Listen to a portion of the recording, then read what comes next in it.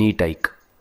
जेव्हा सगळे दरवाजे बंद होतात तेव्हा स्वामींचा दरवाजा उघडा असतो. ही वेळ तुझी शिक्षा नाही, ही वेळ तुझी परीक्षा आहे. आणि परीक्षा जितकी मोठी तितकंच फळही मोठं मिळतं. तू रडलेला प्रत्येक अश्रू, तू केलेली प्रत्येक प्रार्थना आणि तू सहन केलेली प्रत्येक वेदना स्वामींनी पाहिली आहे, स्वामींनी ऐकलं आहे.